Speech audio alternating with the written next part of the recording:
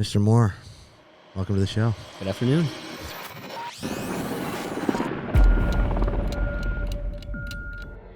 I have the letter in front of me, actually.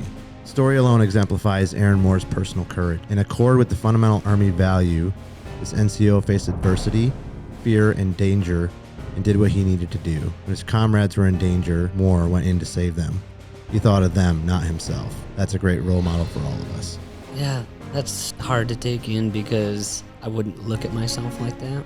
That letter was written by Colonel Bolger. I never talk about it. I don't think that I've ever talked about that day other than today more than maybe once or twice. Tell me about the events April 14th, 1999. We were doing a nighttime, near dark jump out of a Black Hawk helicopters. When we got close to what we thought the drop zone, we did not know this, but there had been a series of corrections, almost a kilometer, 1,000 meters basically off course. Whoa. So we're sitting there in the door, and we got the tap to go. Coming down to earth, pitch black.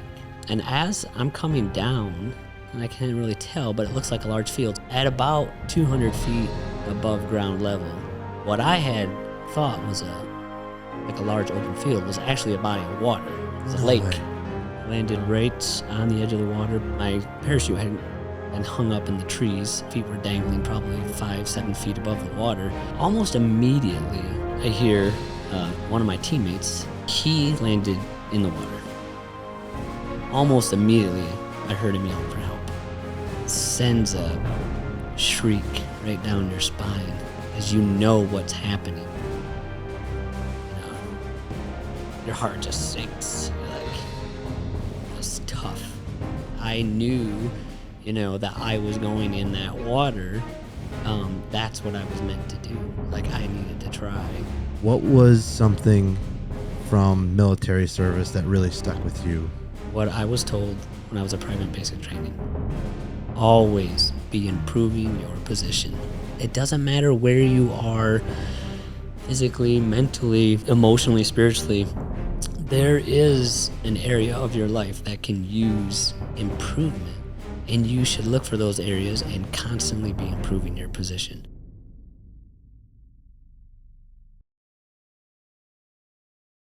Mr. Moore, welcome to the show. Good afternoon. It's great to have you here. Thanks for having me. We've been trying to get this going for a little bit, and every time we schedule it, it seems like we just get dumped on with snow. Yep. And so that's been fun. Yeah, that northern New York weather will get you. It's funny because literally to the day, almost, it's like, okay, we'll record on a Monday. That Monday, we get 2 feet of snow. Yeah. All right, next Tuesday, 2 feet of snow. But we're here. We made it. And thank you for coming. Yes, thank you for having me. It's going to be really great. Okay, for anybody who doesn't know Mr. Moore, what would they need to know in order to understand the man sitting across from me? Good question. Well, let's maybe start with where I grew up. I am the third child of 4. Okay. I have 2 older sisters and a brother who's 1 year younger than me. So my sisters were born here in New York, and then my parents moved to Virginia just for a short period of time for a work-related situation. That's where I was born. Then when I was less than a year old, we moved back here, and subsequently my brother was born. We moved around a little bit, Copenhagen, Champion, just outside Carthage, and then we pretty much settled down in Naumburg, which everyone kind of knows where Naumburg is, outside Beaver Falls, opposite side of the river from Casterland or whatever. And that's pretty much where I grew up for the most part.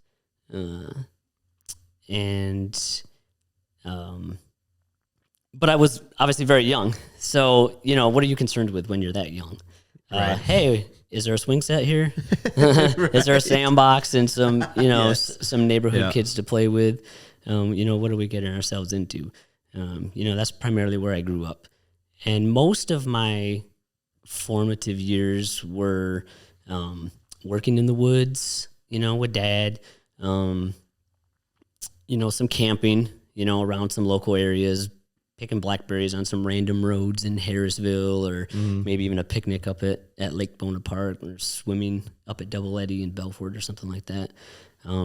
But my parents really kind of, set the stage in that early childhood as far as, the examples that they set for not just myself, but for my brothers and my brother and my sisters as well.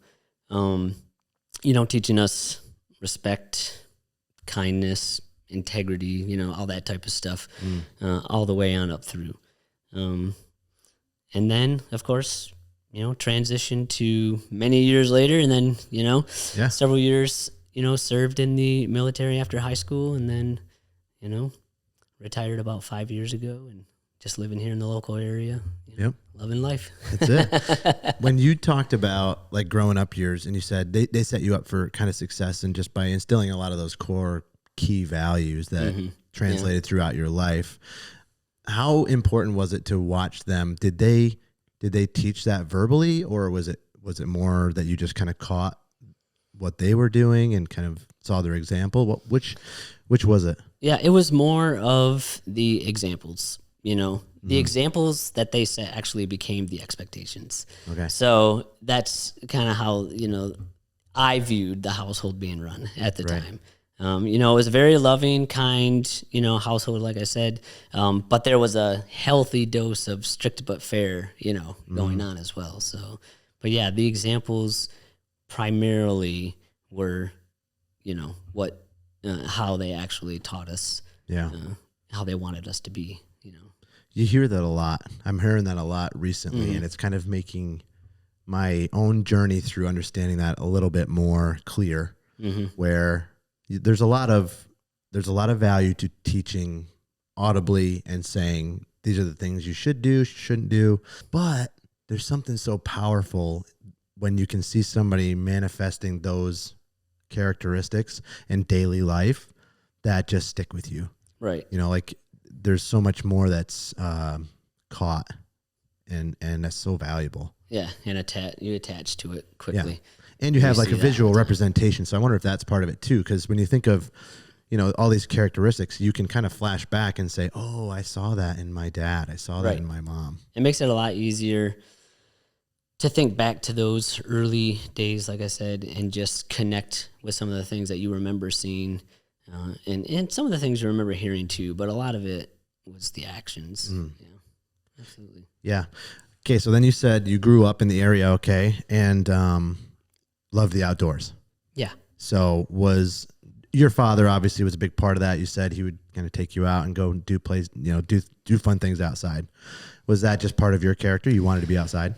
I think that, yeah, absolutely. I think all of the kids at the time were just more outside kids. Everyone in the area, in the neighborhood, all of us included. But I think that by necessity, like working in the woods and stuff like that, we were just drawn to being outdoors, whether it was work or play. So it's a totally different generational atmosphere. Right. And I think it's even harder to try to relay that to your children nowadays when they are exposed, much more to the technology in order for them to be able to keep up in their time. Right. So, well, because all of their friends and their kids and, all of everything that they see is just technology. And I would love to know the average age of a child who has a cell phone, like a smartphone nowadays. It'd probably shock you. I think it would shock you. And I think that all you have to do is just walk around, observe what you see going on at Walmart or here or there, and you'll see they're getting younger and younger with their own, cell phones or some sort of device. Yeah, and I could see how that would be a big vice, because it's also easy as parents when things are chaotic and crazy to just put a screen in front of them. It's absolutely easy. I do it myself. I mean, I'm like, okay, how can I diffuse this situation right now? Do you want to watch something for 5 minutes? Right. Right. I think everybody can relate to that to some degree. Yeah. All right. So then the outdoor part of you must have not only helped you learn to work with your hands, problem solve outside, but just the natural fresh air. Yeah. And, you know, being with people. We used to play in the woods all the time. Like me and my brother and my friends. And like, that's all we did, it seemed like.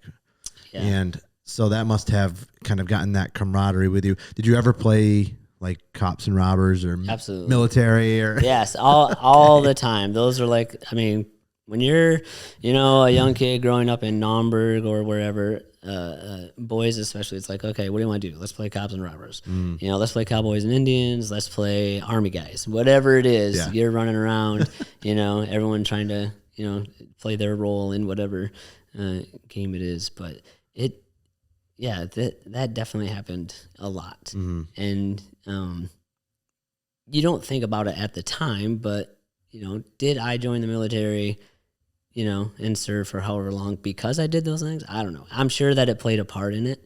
I think that, you know, everyone can appreciate that we're all, you know, those experiences do shape who you are.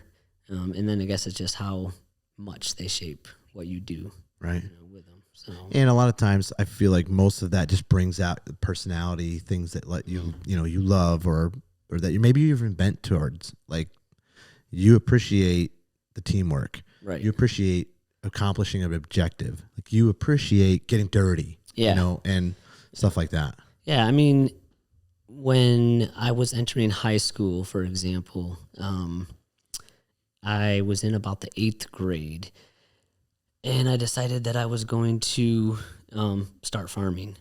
Okay. So I would get jobs that provided room and board, and then kind of like what little pay came with it.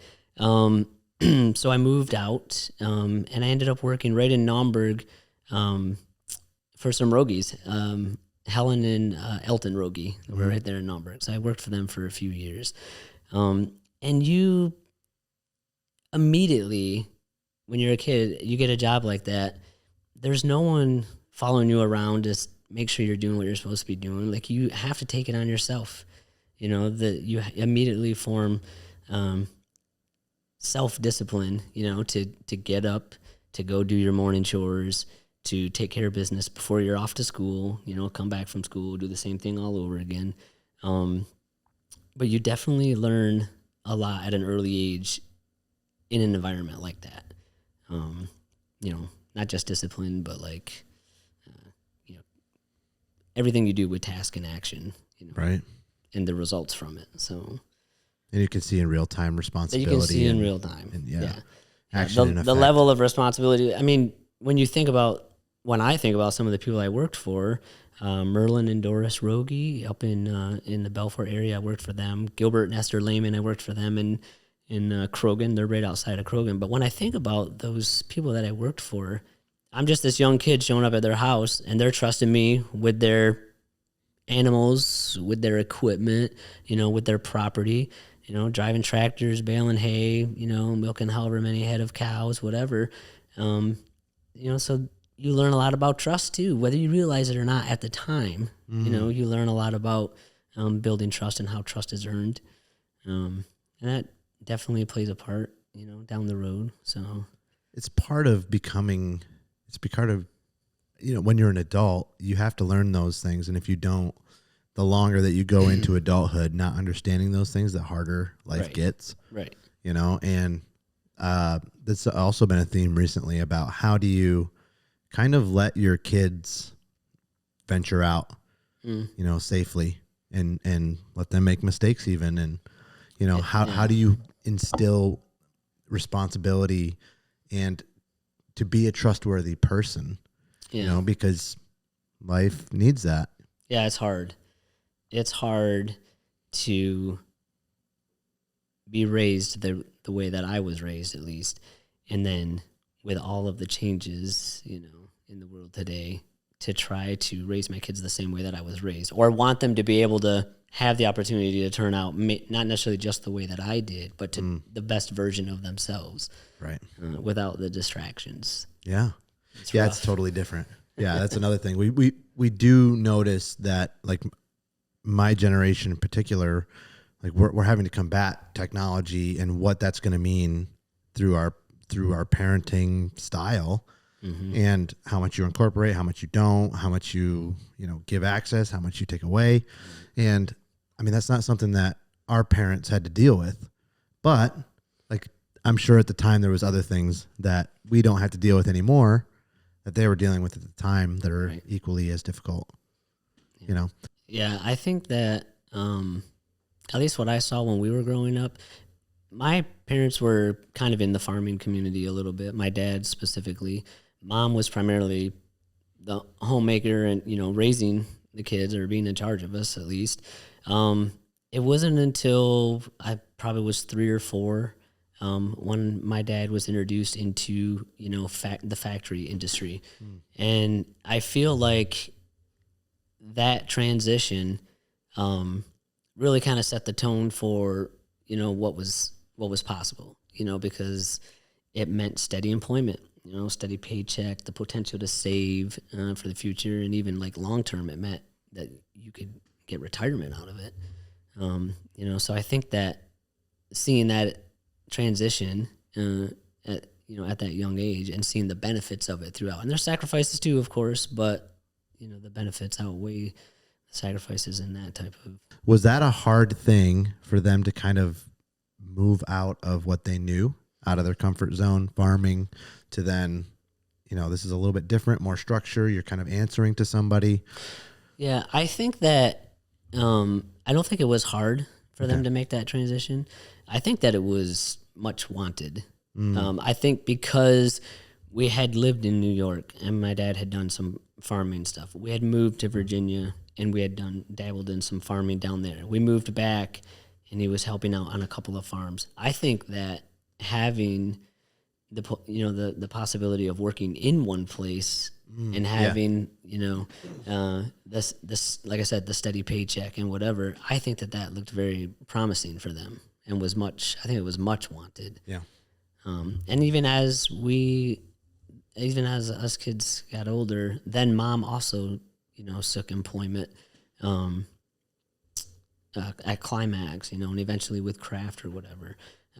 So I think that was another time frame when all of a sudden you started seeing more households where 2 parents were working, and that dual income and the benefits that you could get from that as well. So I think that they actually welcomed it. Yeah, I could understand that. Especially, I mean, farming's tough. Like, farming is very hard, and the buck stops with the farmer. At the end of the day, it's a lot of stress and it's a lot of planning and work, and there's I don't know how many hours a week a farmer puts in, but it's a lot. Yeah, I have like much love for farmers because I only was able to experience a small portion of that, throughout high school or whatever. But the portion that I did, gave me a real clear understanding of what it meant to put in the hours, put in the hard work, and learn some good, valuable lessons, out of it. Yeah, which obviously would translate it to the next chapter in your life. Before we get to that, you mentioned that you loved being outdoors. And I just had Mike Judd on last week. So that his episode will probably release right before yours. And he had mentioned you off camera, like, yeah, we used to go hiking together. And so shout out to Mike. And definitely. So hiking, was that something you always loved to do? I think it was a little bit later, into like the high school phase for sure. And that's actually Mike Judd is the one who got me into camping and hiking. In fact, here's a quick little story for you. Me, Mike Judd, Jeff Leindecker, and John Halderman decided to go camping one time.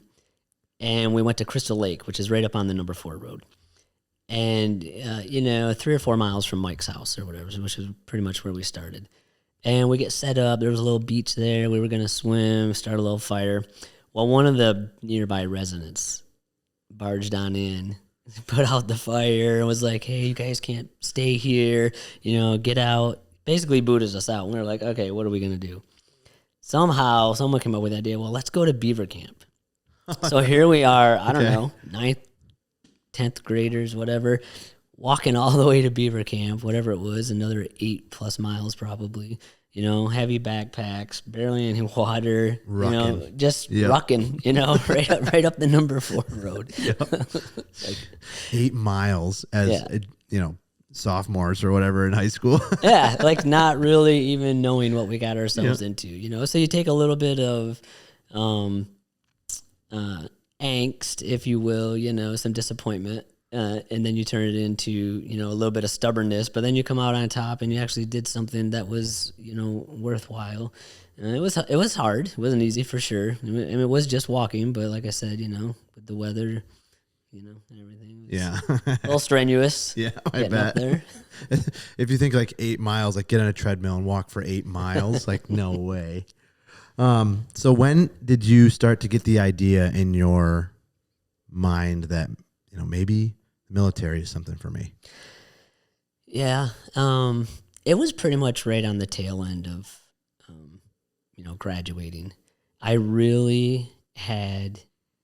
was interested in college, but I knew I wasn't ready for it. Not after just finishing high school.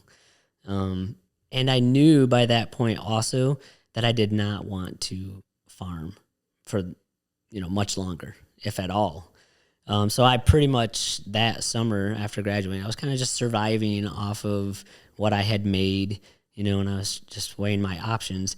And at one point or another, I met a recruiter out of the Watertown recruiting station. You know, his name was Staff Sergeant Foster.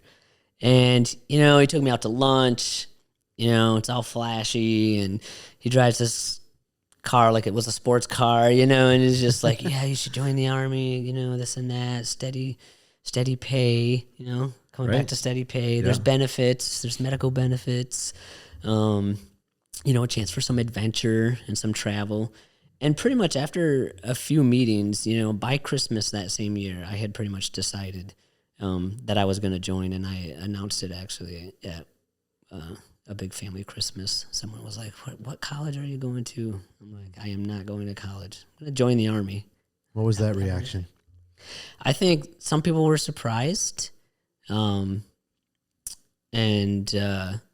I think everyone was just glad that I had decided that I was going to do something. You know, nobody wants their kid to just kind of hang out or stick around too long. Yeah. So I think that there was, you know, it was like, oh, congratulations, you know, when are you going, where are you going, and whatever. And that's pretty much how it started. What year was that? That was, so I actually graduated in 91, and then I enlisted right after Christmas. And shipped off like April or May of 92. Okay. Yeah. So I'm trying to think, you know, geopolitics and, you know, what was going on at the time.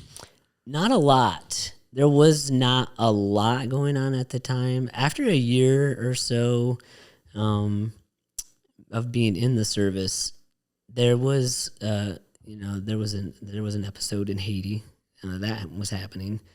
Kind of at the time, you know, emergency relief type stuff and whatever was going on down there.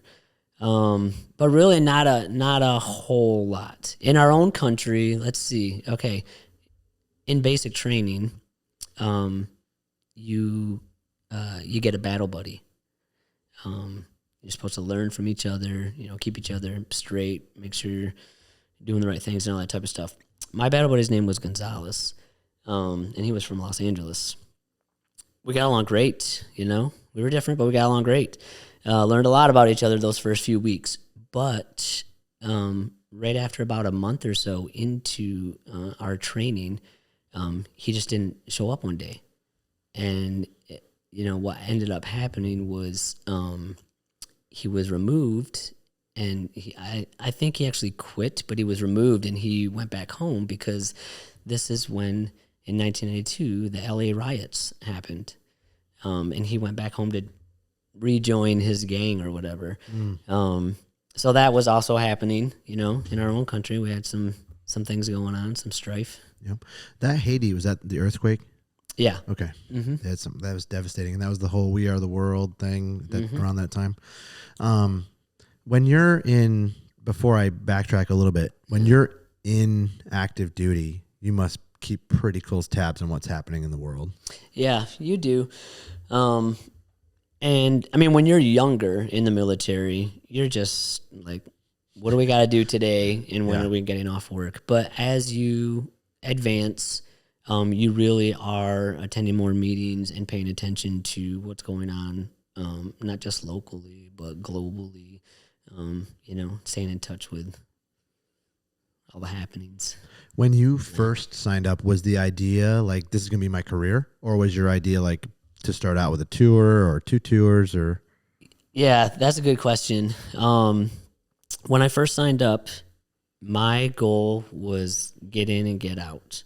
When I signed up, my contract was for 3 years, but attached to my contract was the Montgomery GI Bill, so college money, and then some additional college funding. It was like a bonus, if you will.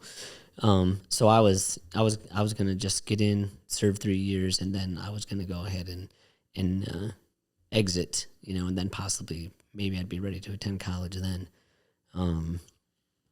But while I was, let me just say this: when I arrived to my first duty station, I was there not even a week. It was my first week. And I had been picked for KP duty because I was the lowest rank you can be. E1. What does that mean? E1, private. Okay. I was the lowest, the bottom. The bottom feeder. Bottom. And what is that? What's that? You said K It's what? KP, kitchen. Oh, okay. Kitchen police, kitchen duty. Got it. So I had done basic training, and advanced, individual training. So like 14 weeks of training. And I picked for my job, my military occupational specialty was infantry. So for 14 weeks, I'm learning how to run through the woods, shoot, move, communicate, work together in small teams up to squads and platoons, and stuff of that nature. Learning everything about the Army and what I'm going to do as an infantryman. So then I get to my first duty station, and they pick me for KP duty. They're like, yeah, KP duty, you're the new guy. I'm like, okay, great. I'm like, what am I going to do? So I go to KP duty, I report to the mess hall, the chow hall. And they put me in this room out back, and there is a pile of potatoes as big as this table.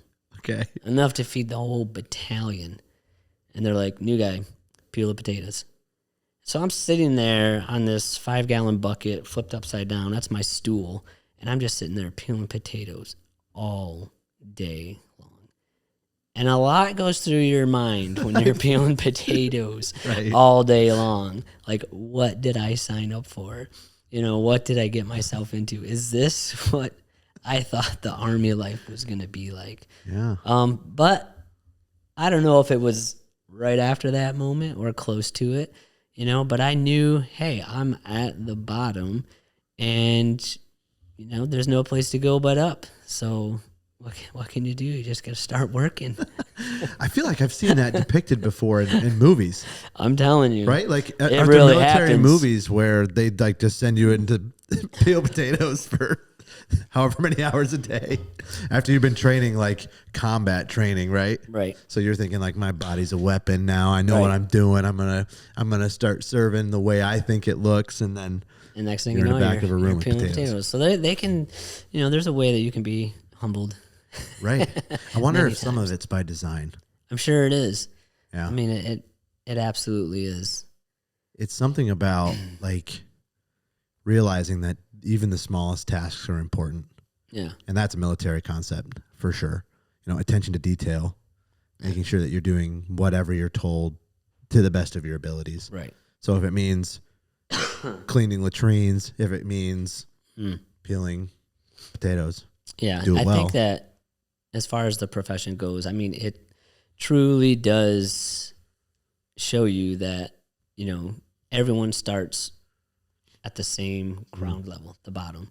And you really do have to perform, you have to work your way up through the ranks, and it's beneficial. Did you ever do anything, like I know high school programs sometimes have things where you can go and more or less get a view of what military life is. I don't know if that's more recent. I did not. Okay. The closest that I ever, it was not even a program. It was just by design because we were right here on Beaver River. It was like an organizational day to go to what was then Camp Drum, Pine Camp. Okay. And we were able to go to the airfield and sit in a Black Hawk helicopter. This was probably 4th grade or something like that. Okay. That's my only exposure, to the military side, or just seeing it, in live in color. So this must have been a real reality check. Oh yeah, absolutely. Can you tell me about the experience of showing up? I guess basic training, right? Yeah. So basic training can be challenging. You have to remember, like, for example, the Army is a microcosm of society, and everything starts in basic training. So you show up to basic training along with, in your company, maybe 120 soldiers, everyone from different parts of the country, different races, ethnic backgrounds, everyone raised with different values and morals, strong ties to who they are, where they came from, what they've done, their exposure, their experiences. And then you put them all together and you want them to work together, as a team, and you want to train them. And up to that point, essentially you have nothing in common with any of these individuals except that you all just got a fresh haircut. That's it. That's the only thing that puts you on the same level. So you really do have to approach something like basic training with some eagerness, some understanding, appreciation, for the uniqueness, that everyone's going to bring in there. It has its challenges for sure. Yeah. Did they bring you in like in a bus? They did. Yeah. And what's going through your mind on that bus, especially with no exposure? Like you don't exactly know what you're walking into. Yeah, they bring you in on a bus and you spend about a week just getting all your equipment. And it's actually, I call it the setup. They're like really nice to you. Excuse me. They're like, right. Oh, what size boot do you wear? Try these trousers on. Okay, here's all your equipment. You spend about a week in a place called like 30th AG, where you get all your equipment or whatever. But then to ship you actual downrange to basic training, they bring in what they call cattle cars. And it's just this big, huge, covered wagon with a couple of doors on it, being pulled by this semi-truck, and they shove you in there with your rucksack, your duffel bag, all your equipment, all your stuff, and they just shove. And, everyone loads. We're humans, so we load, and we they sit, everyone sits down. No. The drill sergeant comes in and says, stand up, stand on the seats. You, stand on his shoulders. You, get over, they pack you in there. And then they ship you off downrange. And as soon as you get downrange, the drill sergeants come out, and they just swarm the truck, pounding on the sides of the trucks. You better get out here. What do you think you are? All kinds of stuff. It's a shock. It's a shock to your system. They lull you into this like false security of what you think the military might be like, or like, oh, this is really cool. Look at all my gear. It's really nice. And then reality sets in. And then you go meet your drill sergeants, and it's a different story. It's a different story. Nothing My like problem is sergeant. I love humor, and I love telling jokes. I just love humor. And when people are yelling, for some reason, my defense mechanism is to laugh. Oh, big mistake. Sometimes. That's a big mistake. So I really had to, bite my tongue and try not to smirk, and just, be very careful and cautious of who could see that, because I could just get myself in trouble. Oh yeah. So we did. So ours was 7 months of police training, and I made the mistake of going into it without looking into it much. So kind of like you're talking about. And the first day I think was like an orientation bookwork day. Then we all got haircuts. And then the next day when we showed up, it was just shook me. Like I had no idea. I had no idea what it was. And when those drill instructors are swarming you and they're screaming in your face, and I had no exposure to that, so I took it so serious. Right. Whereas I think like if I was to do it again, like go through it now and just realize that what the purpose is behind it, realize what they're trying to do, I would definitely have a different approach. Yeah. But yeah, smirking at one of those is not a good idea. Yeah, you learn to get that poker face on real quick. I stood in formation staring at a brick. I could probably point out the exact same brick on the wall for hours. But yeah, wow. But they took us on a bus and we went to do a bunch of like field workouts, and it was the same kind of thing. You know, these were all guys who had served with the Marines, so they knew what they were doing. Right. It's a really well-known academy in the Northeast especially for being tough and being, producing really good law enforcement officers at the end. And it is amazing to think back. So you're looking at your experience, and were you able to see kind of the method to the madness on why they were breaking you down like that? Absolutely. I mean, if you have to, once you go through something like that, whether you consider it to be traumatic or not, once you go through something like that and you move on to the next step, whatever it is, you graduate and you go to your first unit or what have you, you can immediately start thinking back, I know exactly what they were doing. I know why they had to do that. I know why the program is designed like that, get us all where we need to be. Yeah. And from the outside, like obviously the military is very different from law enforcement.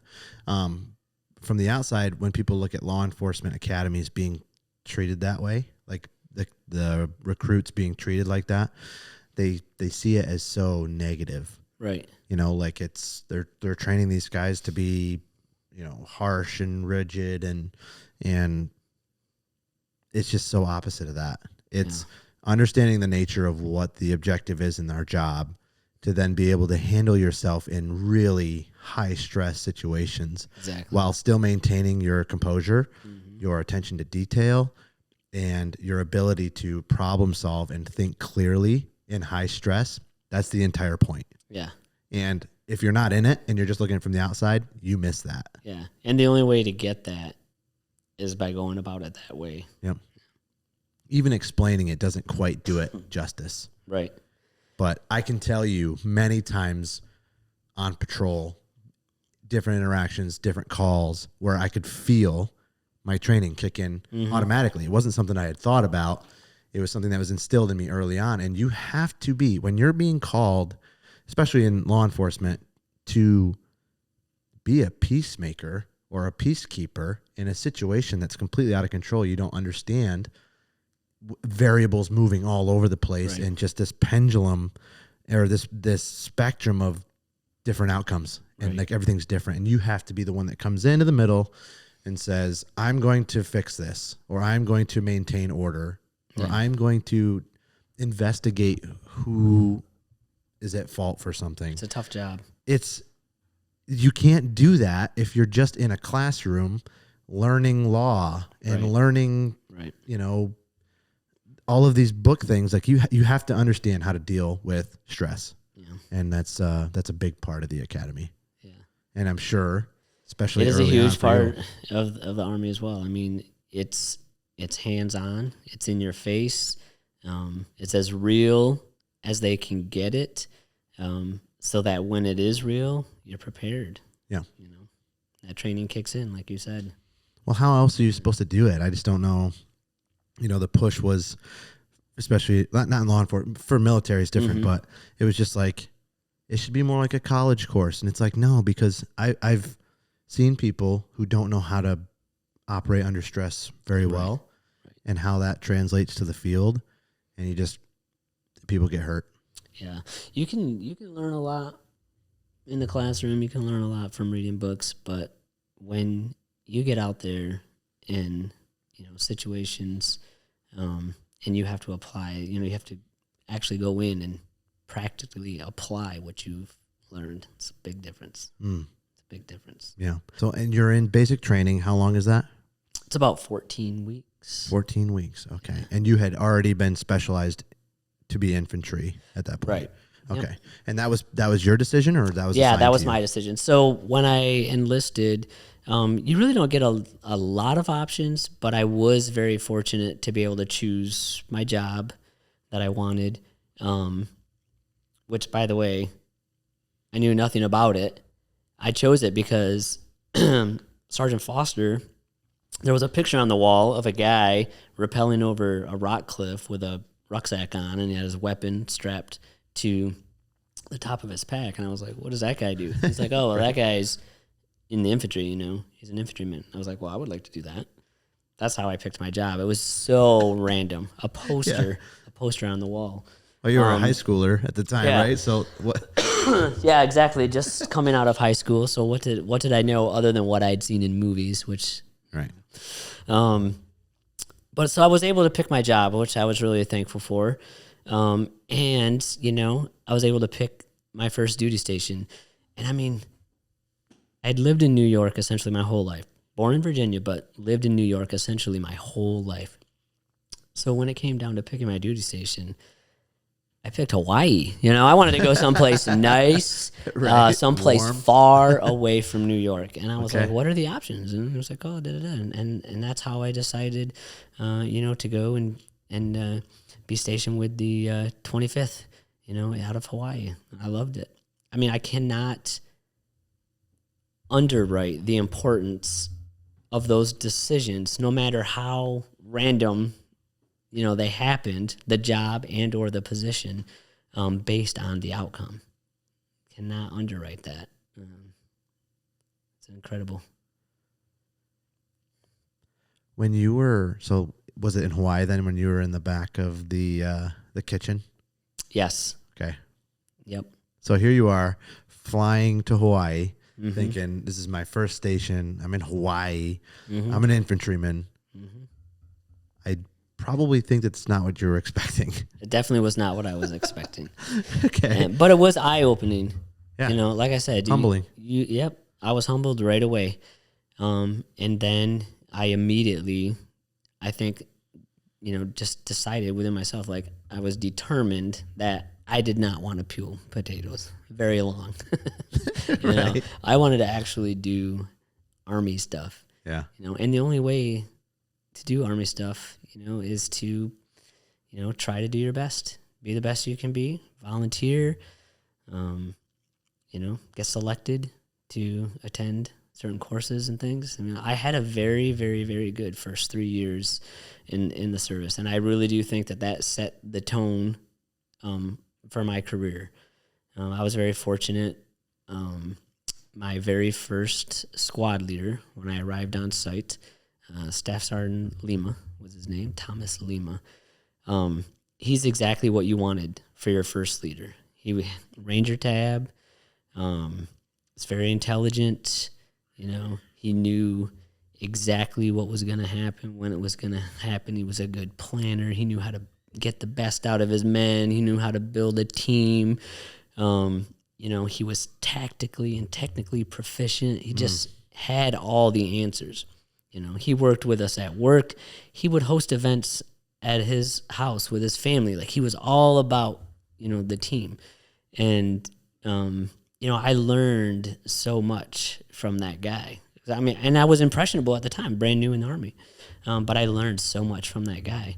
And his bottom line was, you just be tough. Be tough and smart enough. That's all you need to be.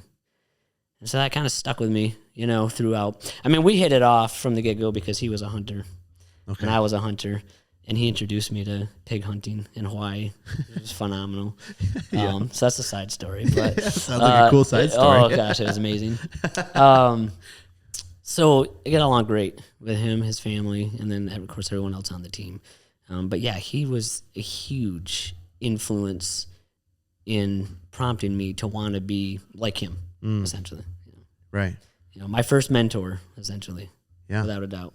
It's fun to watch somebody in a specific environment that you can just tell, like, that's what they were made for. Mm-hmm. Like, this guy is just a born leader, understands interpersonal dynamics, understands how to value people, but also set the bar high.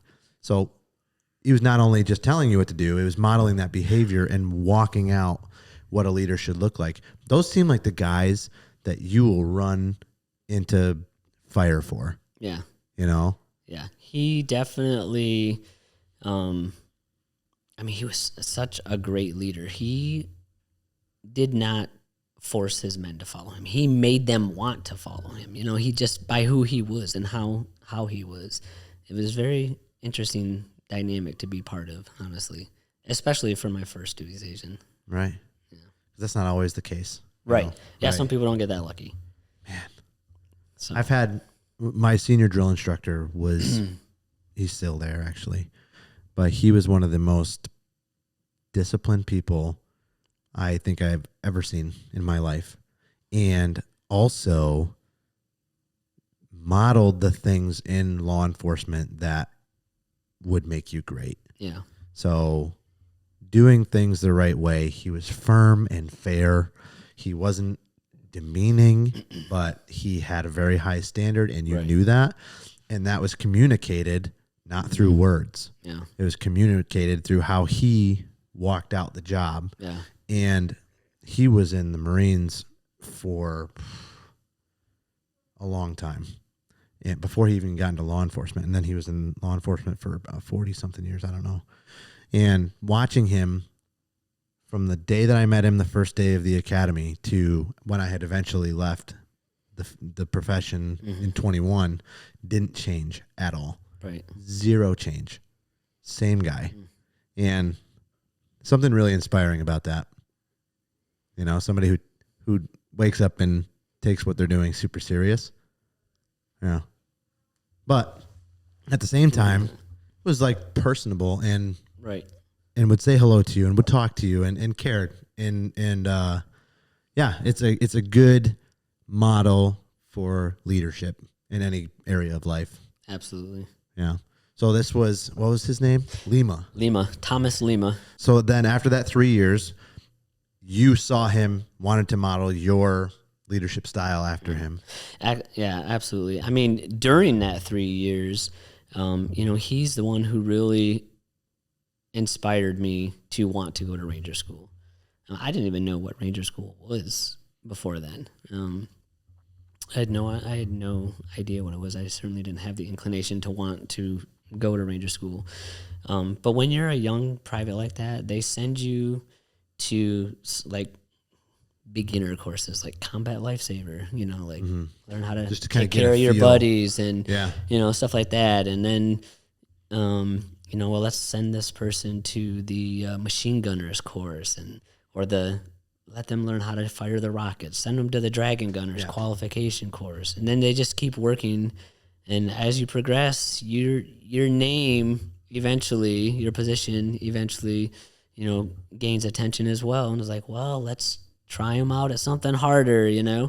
And in the 90s, I mean, for young people enlisting in the Army, in the infantry in the 90s, Ranger School probably was not that popular. It wasn't even popular with a lot of the sergeants. Like nobody wanted really to go to Ranger School because it was hard, and there was a lot of people that just kind of, I don't need to go to Ranger School. I'm already in the Army. I'm going to just do me or whatever. Yep. And, but for me, I felt like I don't know. I had the desire. I wanted to go. And it took me probably 3 or 4 attempts at passing the physical fitness test just to get into Ranger selection, which is right there in Hawaii. It's like 2 or 3 weeks long, 30 days maybe tops, where they put you through all the motions of actual Ranger School, just condensed. Okay. So, sleep deprivation, food deprivation, mission after mission after mission, where you're planning, rehearsing, and going right into execution. Okay, so for anybody who doesn't know what the Army Rangers are, can you explain that real quick? Yeah. So the Army Rangers, you have 2 types of Rangers, in my opinion. You have the Ranger battalions, right? The 3 Ranger battalions, located in various duty stations like Savannah, Fort Benning. There's a Ranger Battalion there, and then there's a Ranger Battalion in Washington, Joint Base Lewis McChord. So in the Ranger Battalions, they are specialized in certain types of combat, and they train specifically for certain missions and certain types of combat. And that's what they do. And they are always on alert, always ready to go, always one of them ready to go somewhere. Is quick reaction, while the conventional army is gearing up to go and support or do other things or whatever. And that's what Ranger battalions are. But there are plenty of people that are Rangers that are serving in the conventional army, like I did. So you're a Ranger no matter what, but you either serve in the conventional army as a Ranger or you serve in a Ranger battalion. So when I graduated Ranger school, I was at about the 2.5 year mark in my tour, and I was almost eligible for re-enlistment. And I'm like, I want to go to a Ranger battalion. I just logically, that was the next step. Get out of the conventional force, go get the good equipment, the good Humvees or the good sand buggies or, the motorcycles. The good training. The good, yep. Night vision. Like everything was better at Ranger battalion, because of funding and different things like that. But at one point in time or another, this guy pulled me aside.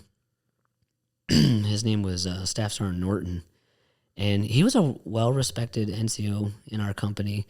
Very smart, very knowledgeable. He was not a Ranger, which is fine too. And he said, let me ask you a question.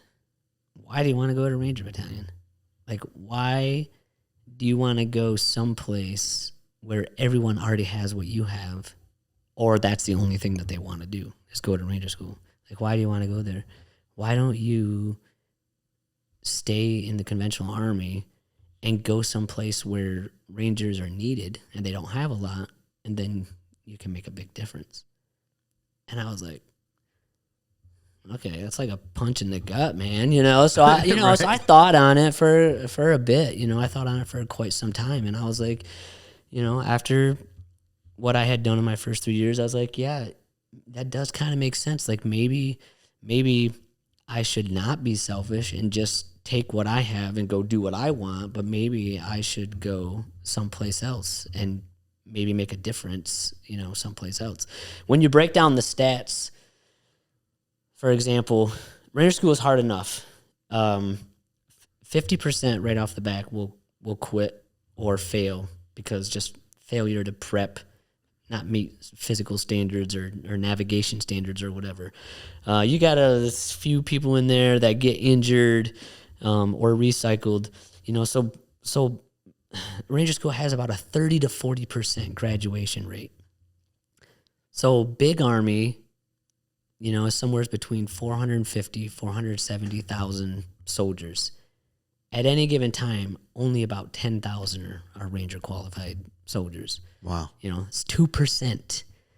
So one out of, believe me, I did all this math earlier. It's one out of every 80 to 90 soldiers is Ranger qualified. Okay. So when you go to Ranger Battalion, that's exactly what it is. It's Ranger Battalion. Everyone's already a Ranger, or that's what they're preparing to do. When you go out in the conventional forces, you can take that skill set and you really can make a difference. And that's what I chose to do. So that sounds like a pretty elite force. And the attrition rates, yeah, I mean, you're right on the money. I'm looking at them right here. Was that part of something that you kind of mentioned you wanted to do it for? It's just better. It's just better training. It's better equipment. It's better funding. But was there something in you too that kind of has that desire to be taking the next step? Yeah, you're exactly right with that. I wanted the next big challenge. Okay. And the next big challenge was going to where the Rangers are and where the best Rangers are, or potentially the best Rangers are. And that would be a Ranger battalion, And I thought, oh yeah, that's definitely the next challenging step to see if I can make it in Ranger battalion.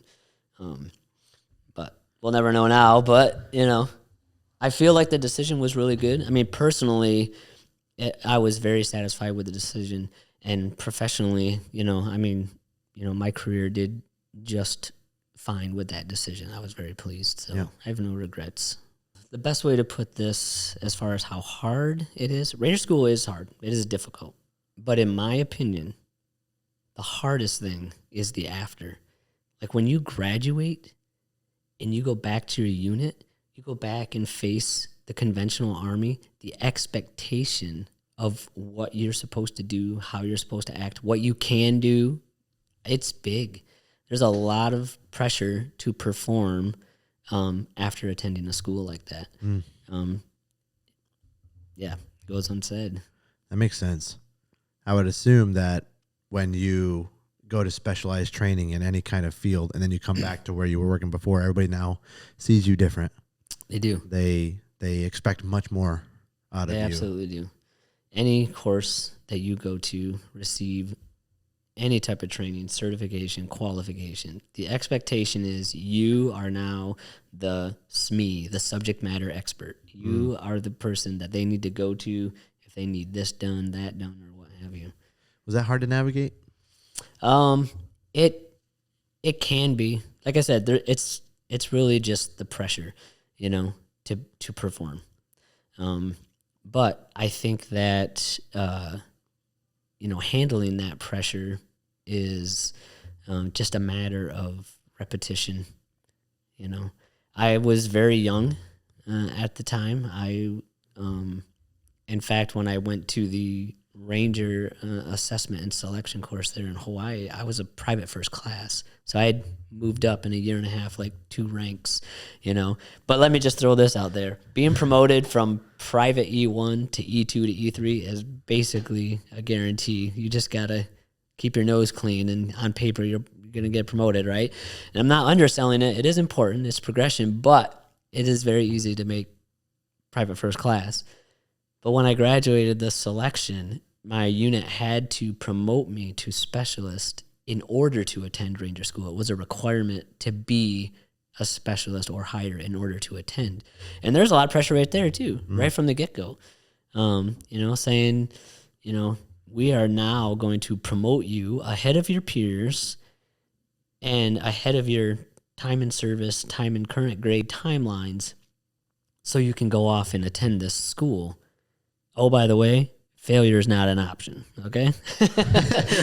As you're getting ready to get on that plane, Just a little extra nudge. There's a little incentive there. Yeah. And then to come back, you said you tried it 3 times. So that was the selection in Hawaii. Okay. But then after graduating, they do a very shortened sustainment period for a couple of weeks. And then we shipped off to actual Ranger School. Oh, okay. Now, in actual Ranger School, I was lucky enough to be one of the people that went to each of the 4 phases without being recycled. A lot of people recycle and still go on and graduate with later classes, but it extends your time there. It is, I feel like it can make it more difficult and stuff like that. But I was very fortunate to be able to go all the way through nonstop without recycling. Thank goodness. Because I would imagine the recycling would just compound expectations and stress. And you're basically saying that there's these 4 sections, right? And if you don't meet the qualifications or to pass one, right, you stay redo there. it. Yeah, you stay stay there. So it could be a long thing. There is some luck involved, but there is some, some personal. You gotta make some good decisions. Yeah. The premise is just like we talked about basic training, and all the individuals there being a microcosm of society. Well, Ranger School, all the students there are a microcosm of the Army. You have different MOSs, different job specialties. You have people from all different installations, bases around the country or the world with different backgrounds and stuff like that. And you bring them into Ranger School, and all of a sudden, you need to work together as a team. And they set it up, you serve in different leadership positions. So one day, I might be Joe Schmo with the machine gun, and I'm just following whomever. But then the very next day, I'm the platoon sergeant, and I'm in charge of and I have a whole bunch of duties and responsibilities. So when you're Joe Schmo, you're a follower, but you have to follow, with the intent to watch the leaders and help the leaders be successful. Because tomorrow, when you're in that leadership position, they're going to be Joe Schmo, and you're going to want the same thing from them. So it's very, there's a lot of pressure, to work hard, even when you're not in a graded leadership position, because you rely on each other, vice versa. I think that would be hard for some people, especially people who see themselves as naturally born leaders, to then have to learn how to follow even your peers in a environment like that. Right. And it sounds again like this is by design, because you don't know if you're actually going to be their senior or their commanding officer someday or whatever it may be. I think that's great. Yeah. Did you ever see anybody struggle with that? Oh, absolutely. You do not wear your rank or insignia when you're in Ranger school. You wear nothing on your uniform except for U.S. Army and your name tape. So when you're in a leadership position, the people that are not in leadership positions very well could be captains or colonels or first sergeants or platoon sergeants, all different ranks and whatever. And the expectation is, they're going to help a young specialist navigate this mission as the platoon sergeant in that leadership position, so that when they're in charge the next day, you're going to be helping them out as well. Interesting. So it is very, it's tough to navigate that. Well, egos, personality, like all of these things kind of intertwine. And isn't it a military mantra, at least I would imagine in the Army, but others, and kind of the whole reason why we cut our hair this way so that we all look the same. Yeah. And we are the same. We're all green, or we're all whatever it is. Yeah, it levels the playing field, and it starts obviously in basic training, but it transitions to most of the other courses, and especially Ranger School. Like, everyone's on the same plane, regardless of what how long you've been in or what you've already done otherwise. Because that's the best way for it to operate. Right. You can't have all these conflicting interests from a microcosm of a large organization or something, because that would just pull it apart. Right. It becomes almost too dynamic. Right. And some of that is getting singular focus, which is really cool. You buy into it. I've heard many of my friends in the military talk about how, it's not about whether you're white or black or Asian, whatever it is. Like, no, we're green, like together, like and it's that's a pretty special thing. Yeah. It'd be nice if society could adopt some of that too. Yeah. Generally. And that's why I think it's easier for something like the Army, because the scale of who you have to reach is so much smaller. It's easier to control it and enforce, and that's what it boils down to. Right. Yeah, because you're not talking about making everybody comfortable. You're talking about an objective-driven mission, like that. When all that other stuff kind of doesn't matter so much. Right. Okay, so graduated Ranger School, a lot of pressure going back, and then what was next? Let's see. Right after Ranger School, I actually stayed in Georgia and went to Airborne School, and learned how to jump out of airplanes. And then perfectly good airplanes. Perfectly good airplanes. Just jumping out of them. Perfectly good. Something wrong with you then. There's definitely that's where you really have to have the right headspace and timing. I guess. Like, oh man, put on this parachute. So why that? Just the next thing, or it's just interested to you? It was very well. Honestly, I got to go to Airborne School because of financial reasons. It was much cheaper while I'm already at Fort Benning, Georgia, to let me stay there and attend the airborne course than to bring me back to Hawaii and then have me later return, Right. stateside to go to a course like that or whatever. So they were really thinking about taxpayers right there. yeah, They were exactly. They're financially, fiscally responsible with you. So, Good. and I'm the one that reaped the benefits, Right. because Yeah. after graduating Ranger School, who doesn't want to hang out at Fort Benning, Georgia, and just, eat pizza at the PX and go to Airborne School? Yeah. That sounds like fun. Yeah. It sounds like the next progression in your story. Yeah. So how long was that? It's only like 4 weeks long. Okay. Yeah, it's really quick. There's a physical aspect to it, learning the parachute, and learning how to exit an aircraft and land, as safe as possible. Yep. Afterward, just return back to your unit and, go on to the next thing. For me, I think I took one more course when I was in Hawaii. It was like a primary leadership development course, which in the Army, before you can move, like I told you, private to E2 to E3, pretty much standard, get promoted right along the way based on your time in service, time and grade, no problem. Check mark, yes. Mm-hmm.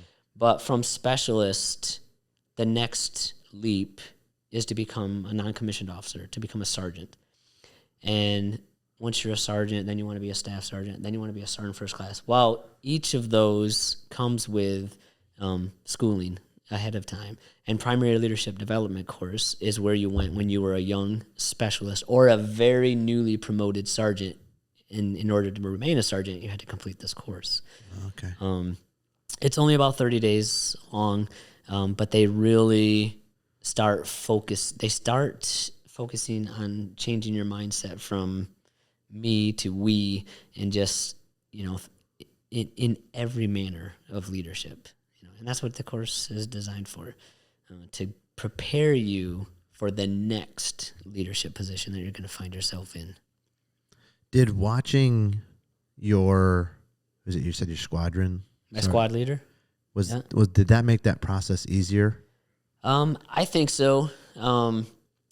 So you have, a squad is typically 8 or 9 soldiers. Okay.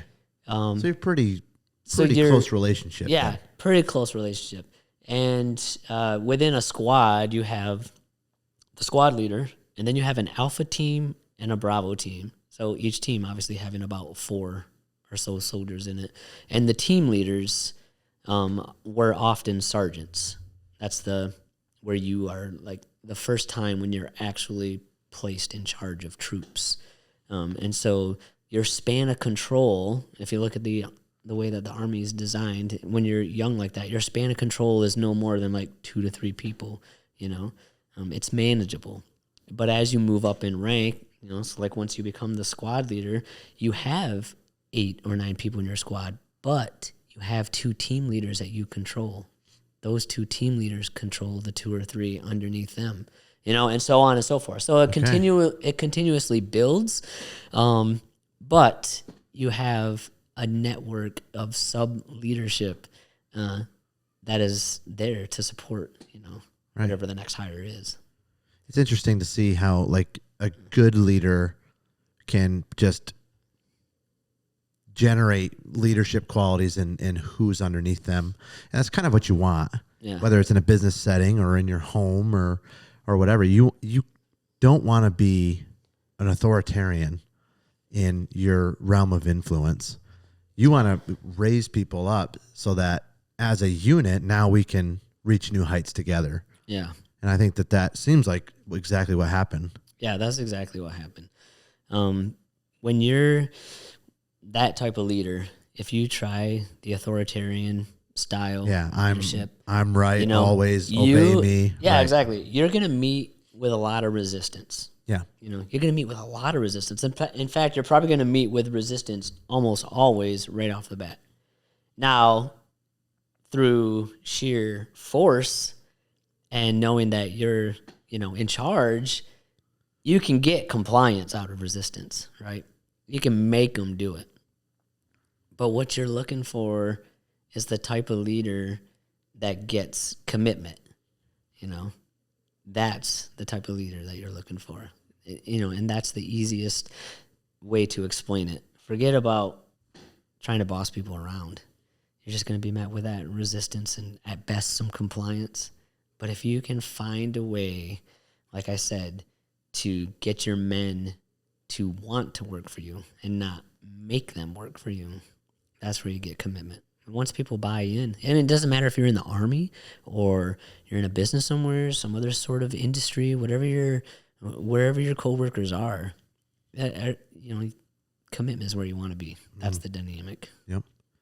So did the airborne thing kind of, looking back, you said a lot of things kind of looked like they were aligned to then lead up to you, in combat and other areas. Was the airborne part of that too? It was a little bit.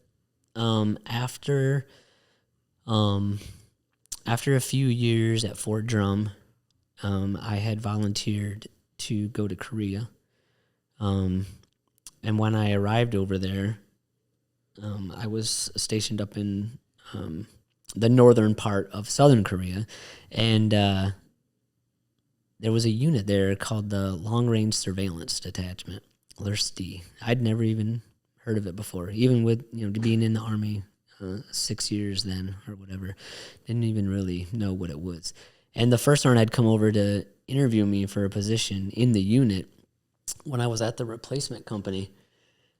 And I'll use a few of his words, the good ones. He said, I see you got the Ranger tab. I like that. You need Rangers, and he was a Ranger as well. He was really a good Ranger. And he took me outside and he said, you see those mountains over there? He's like, do you think you can climb those mountains? With a full pack? I said, oh yeah, I can climb those mountains for a sergeant with a full pack, no problem. He's like, oh, well, those mountains ain't crap to what the ones we climb. He's right. like, he just wanted to break me down. He wanted to set the tone. Yeah. The interview, and that's basically how the interview went. He said, well, I'm going to bring you over and try you out. I'm going to give you 30 days, but if you don't work out, I'm going to have to ship you on over to one of those other units. I was like, all right, first sergeant, bring me. I'm ready. Yeah. And so when you're in a long-range surveillance detachment, it's an airborne unit. Okay. So that was my first airborne unit. When I was in Hawaii, that was not an airborne unit. And when I was with Fort Drum, the 10th Mountain, I was not in an airborne unit there either. So that was my first exposure to an airborne unit. So I hadn't jumped in 6 years, probably 4 or 5 years. And within a week or two of arriving at the unit, they already had a jump scheduled. And I was like, how do you put this parachute on? How do you 6 years rig wow. my rucksack with this harness? What's a lowering line? I was just trying to figure everything out again. But I had some people help me. They were willing to watch me struggle for a minute and then jump in. And it was really good for me because I was very happy with the airborne community. And when I started that path in Korea, it stuck with me for several other duty stations. And it's got a special place in my heart. The airborne community does, for sure. I love the story of the guy kind of like giving you a little bit humble pie, like that's not what we do, because there is something to leadership where you can also call to action or call to adventure and pull something out of that person that maybe is in there, but it's just not come to fruition yet. Yeah. Like I'll give an example from when I was working. I had a lieutenant bring me in, actually a captain, bring me into his office when I was brand new. Mm-hmm. And my caseload was really high, and I was working on a lot of different cases, and so I didn't have a lot of time to be proactive. Yeah. And he came to me and was like, you're not stopping enough cars. You're not being proactive enough. So go take care of that. And I was like, you could take that two ways. Like, you could get angry and bitter and make excuses and say, well, I don't have time because I'm working on these important cases for victims and whoever. Or you can take it to be like, roger that. Mm-hmm. I'll show you what proactive looks like. Right. He, unknowingly to me, was testing me because he knew that he had seen something in me that perhaps just a little push might be good for him to then see what he's capable of. So I stopped like 50 cars in the next, I don't know, month maybe. And I was getting drugs and I was getting arrests and warrants and all this good stuff. And then literally a month later, I was in an undercover unit because he was trying to pull that out of me and see if I would realize that he's looking for potential. And that sounds like what that guy was doing with you. Yeah, that's exactly what he was doing. And I mean, when I think back to, that interview, as short as it was, I was very pleased with myself, to be able to have that opportunity, because it really did set the tone for, my next several years in service, serving in units like that. It was a good move. Yeah. I accepted the challenge, and did you end up climbing those big mountains? Many like it. Many. No like kidding. It. Yeah. What was the temperature like in Korea at the time? So they're pretty consistent with what we have right here in New York. Same summers, same winters, but it does get a lot colder there because I don't know if you've really looked at the terrain for South Korea. It's very mountainous. I mean, extremely mountainous. The altitude, you're always at altitude. Even when you go down into the valley, like you're at altitude, it feels like. And so it's very cold, especially during the winter time. Okay. But yeah, dealing with the seasons in that regard can be a little trying at times. Yeah. I bet. What about the relationship between North and South Korea at the time? Yeah, there was a few incidents, submarines, in the river coming across. There was a lot of propaganda going on, like leaflet drops and going up and seeing the demilitarized zone can be very eye-opening, to witness that. And yeah, what's that like? It's really stark. I mean, it's very, it's just a dead zone. But we would often train up in and around that area, and it just reminds you that, especially when you're in the Army, as far away from danger as you think you are, it's actually closer than you think it is. And anything could happen at any time, of course, but it's the one duty station where, because of the unit that I was in, all of the training that we were doing, essentially could turn right into real world missions. Okay, so what year are we talking now? What year are we up to? This is it's like 1999. 1999. Okay, tell me about 1999. Spending a lot of time in the mountains training. There was also an opportunity because I was accepted into the unit. Normally when you go to Korea, it's for 1 year. It was back then in the 90s, it was a 1 year tour of duty because it was considered a hardship tour because you went without your family, just the location and everything was considered a hardship tour. So you did 1 year. But while I was in that unit, they wanted to send me again to Fort Benning, Georgia, to attend the long-range surveillance leaders course. Okay. Which, if I remember correctly, was about 45 days or so. Wow. But in the Army, when your unit sends you someplace to receive that training, what do you think they want? They want you to come back. They want you to come back trained, and they want to keep you, because they want to. They've invested in you. So in order to send me to the school, I had to agree to extend my tour a certain number of months upon graduation, so that they could feel like they reaped something from that. Right. Yeah. So I agreed, of course. I was like, yes, I want to attend. So I attended the course, and I had already spent 6 or 8 months in the unit. And there's nothing like on-the-job training. I mean, get right in there, figure it out. This is my new unit, my new job. These guys know what they're doing. They're going to teach me, and I'm also going to learn. But then when you go to the actual course designed to teach you really how to do your job, it's eye-opening. And it was a great experience for me to go to that course and then be able to return, qualified with that skill set. And a lot of it was wrapped around planning. Okay. Preparedness and planning. Because in the Army, if you're in the infantry, you're in a squad, there's like 4 squads in a platoon. There's like 4 platoons in a company. Well, that platoon has a platoon sergeant and a platoon leader, 1 non-commissioned officer and 1 officer. And then that company has a company commander and a first sergeant. And then there's 4 or 5 companies in the battalion. That battalion has a sergeant major and a colonel. Well, that pairing up of 1 officer and 1 non-commissioned officer starts at that platoon level, and you see that throughout the remainder as you advance. But in the long-range surveillance world, you don't have that.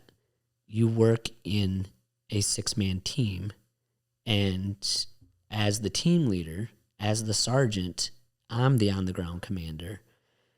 There are no officers. So it's the only place in the Army where all of the planning, all the preparation, all the rehearsals, all the way through execution, the non-commissioned officer in that position is the on-the-ground commander and in charge of making all the decisions.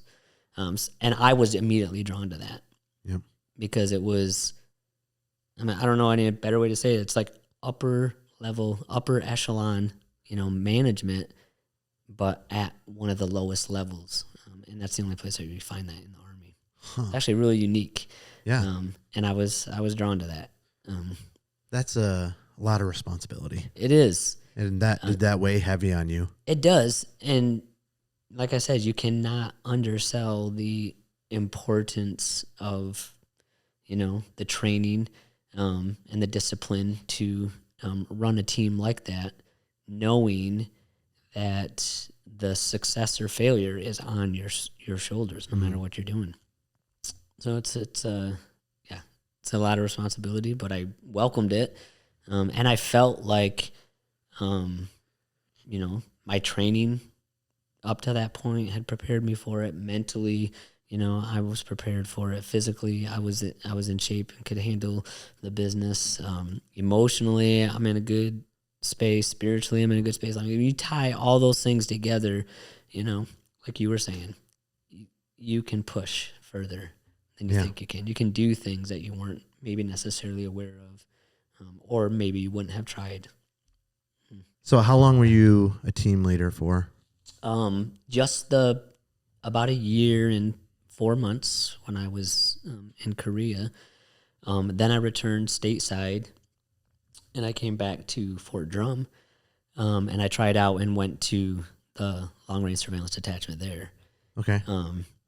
And while I was serving with them, that's where I went on my first deployment to Iraq. Okay. Yep. What was that like? That was interesting.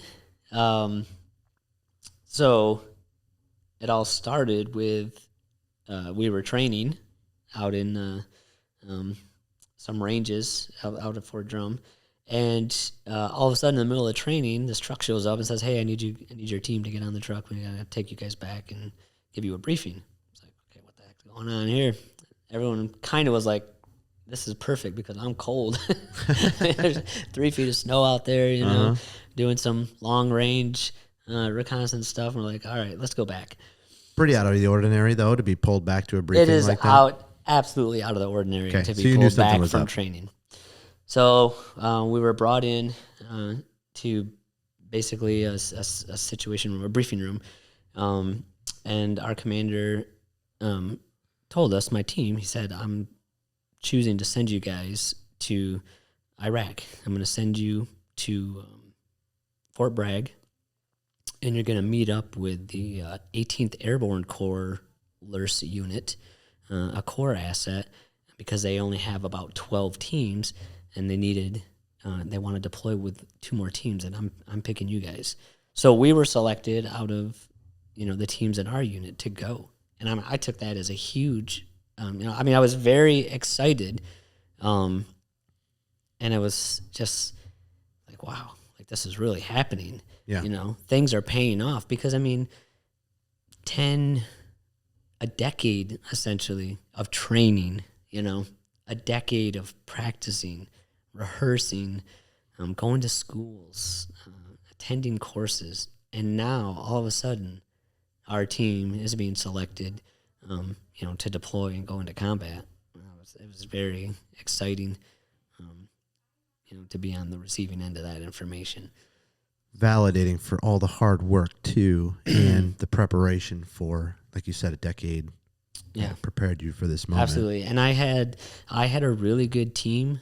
I was very close with all my guys, and I feel like we were as close to ready as we could possibly be for a combat situation. No one was really new on the team. Everyone had been there for quite some time. And we had many of repetitions in training to work out, the bugs and stuff. So, yeah, that's so important too. Mm-hmm. Like just that, it's sometimes the lulls and sometimes the things that you think are not important turn out to be the most important. Exactly. Before we get too far, tell me about the events April 14th, 1999. Okay, so pretty standard over there in the LURS unit is airborne operations. And because of the location of Camp Hovey, which is where our camp was, we didn't have an airfield, an active runway, to be able to jump out of fixed-wing aircraft. So we jumped out of helicopters a lot in order to maintain proficiency and stuff like that. And we would train and jump into random rice paddies all around the local area and stuff for proficiency training and stuff like that. While on that particular evening, we were doing a nighttime near dark jump out of a Black Hawk helicopters, and we were probably third in the order of movement. So a group had gone before us. A set of helicopters would take off and come back and pick up another set, and then they would go. And then we were on, I believe, the third set to go. Well, the first set dropped far off course. They did not hit the drop zone at all. And they have people that are on the ground that are kind of controlling the execution, if you will. So that when the helicopters are inbound, they're talking back and forth on the radio, trying to line them up and get them to execute the mission, which was us jumping out at the right time and place based on the terrain, the winds, all that type of stuff, to get us to land on the drop zone. Well, the first group did not land on the drop zone. And the second group that went out, they could not find the drop zone at all. So they had circled around, and they actually were behind us. We were the third group flying in. So when we got close to what we thought the drop zone, we did not know this, but there had been a series of corrections to lining up the aircraft, which put them almost a kilometer, 1,000 meters, basically off course. Whoa. Which in the airborne world, if you're the guy on the ground controlling that's a pretty far distance to be off the target. But it's there was a lot of extenuating circumstances, proficiency in the training, the execution. It got dark pretty quick, stuff of that nature. So on our approach, like I said, those corrections kind of had us off course by about 1,000 meters. And when we exited out of the helicopter, so when you jump out of a helicopter, you're sitting on the edge of the door. Okay. The doors are open, and there's three guys on one side and normally 3 on the other. And the jump master is in the middle. And when he's given the command of execution, when he taps you on the helmet, that's when you go. So you know when to jump. So we're sitting there in the door, and, we got the tap to go, go, go, go. So we're all out, coming down to earth, pitch black, cannot see anything. Doing all of our proper procedures, checking our canopy, gaining control, make sure our equipment's good, just ready to lower our rucksacks and stuff like that. And as I'm coming down, I see what looks like a large field because it's dark and I can't really tell, but it looks like a large field. So I'm thinking I'm close to the drop zone, but I'm not seeing any markers. I'm not seeing anything significant that's drawing me in. And your parachutes are not steerable. They're barely manageable to assist in slowing your rate of descent upon landing, so you can land safer. So there's a way to pull down on a couple of risers and dump air to force you into the wind and help you land softer, if that makes sense. So you can't really steer much. But at about 200 feet above ground level, what I had thought was a large open field was actually a body of water. It was a lake. Way. And anyone who's familiar with airborne operations knows that to do a water landing requires a significant amount of preparation, planning, and there are things that you have to do in the air in order to land in the water and be able to escape from that, being tangled up and stuff like that. So as soon as I realized that it was water, I just was pulling down as hard as I could on one of my risers to try to slip closer towards the wood line. And let me just say, I probably was already doing that because they teach us to land as close to the woods as possible, right? Not out in the middle. You don't aim for the middle of the field. You want to kind of get over towards the edge. So I probably was already doing that, but it feels like I probably was pulling even harder once I saw kind of like a shimmer of light across the water. So I landed right on the edge. I landed right on the edge of the water, probably, my parachute had been hung up in the trees right on the edge of the water. I was over the water, and my feet were dangling probably 5-7 feet above the water. And, it was a kind of a quick jolt coming to a halt there, but I was just hanging there in my parachute harness, and I was just thinking to myself, thank God, I made it over here. Thank God I didn't even just land even right here in the water. I got hung up in this tree.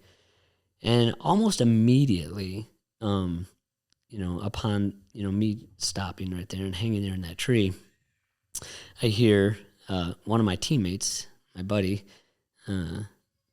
his last name's Hayden. We called him Brandon. But he landed in the water, probably 50 meters or so offshore. And like I said, when you're not prepared for a water landing and you have all that equipment on and you enter the water, it is extremely difficult to gain your bearings and to be able to remove all that equipment, to escape that situation. So upon hearing him splash in, almost immediately I heard him yelling for help. And, it sends a shriek right down your spine because you know what's happening. So as quickly as I could, I quickly started taking off my equipment, undoing all my snaps and buckles and dropping my gear. And then I dropped down in the water. It was only a few feet deep maybe or whatever. And it's pitch black. So I'm just listening to Brandon out there struggling. And as I'm undoing all my snaps and buckles and falling down, I'm running through scenarios in my mind of what's the fastest way to get to him. Take my clothes off, take my boots off, and swim out. But just based on the distance that I heard him, splashing, struggling around and stuff, I knew it was far.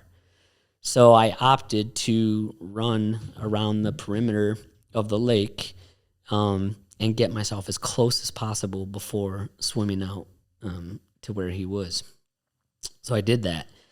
And, I get over there and I enter the water and I start swimming out. But I had en route over there, he had already stopped, asking for help or whatever. So I knew he was under the water. And, your heart just sinks. You're like, it's tough.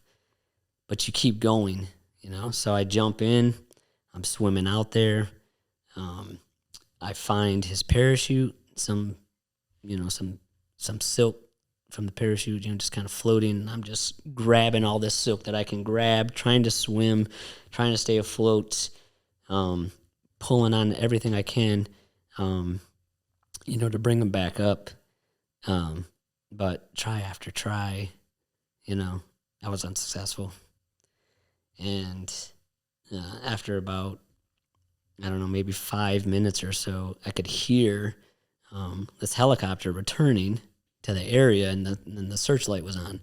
So I knew, obviously, people knew that something was wrong.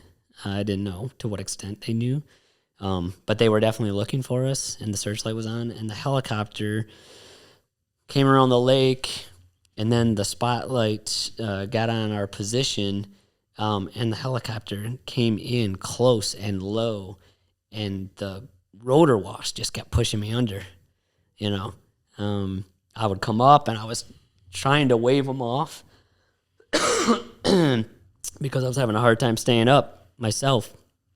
And I was trying to pull this equipment out of the water, all that equipment together, plus the body weight of a soldier, being completely, soaking wet. This was extremely heavy.